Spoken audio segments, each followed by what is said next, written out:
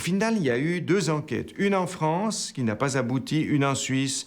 Enquête judiciaire. Ouais, qui n'ont pas abouti non plus. Donc moi, j'ai participé à cette enquête. Et ça, c'était personnellement très dur, mais aussi valorisant, parce que j'ai quand même pu parler devant la justice. Jusqu'au jour où vous obtenez que ce qui est enfin enfermé dans son couvent témoigne de votre livre. Moi, je pense que le plus terrible qu'il y a dans ce texte, c'est un égoïste. Il ne parle pas une fois de ses victimes. Il connaît chaque nom de ses victimes, je sais ça. Mais il fait semblant. C'est un manipulateur, d'accord?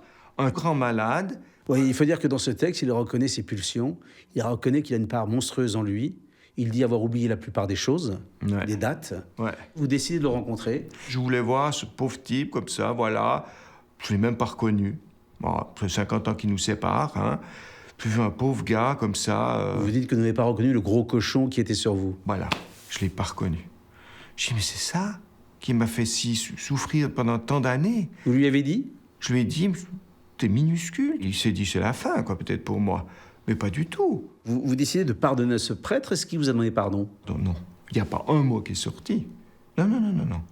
Certains dans l'Église rejettent l'Église, ce n'est pas votre cas. Vous êtes resté toute votre vie au sein de l'Église. Ouais. Alors la majorité des personnes qui ont été violées par des prêtres ou des sœurs, ça existe aussi, eh bien, ils sont plus pratiquants, la majorité. C'est vrai.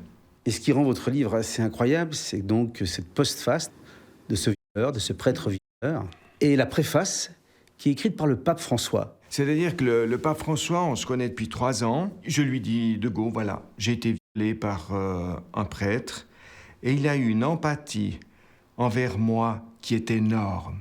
Il me prend dans ses bras, il pleure. Et là, il paraît qu'il a lu le livre le soir même. Et il a été très, très ému.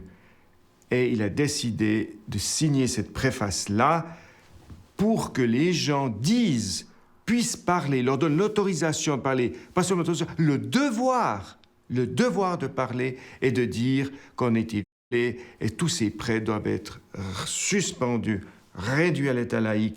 Il le crie et il le dit et il est très, très dur. Il ne peut pas accepter ça.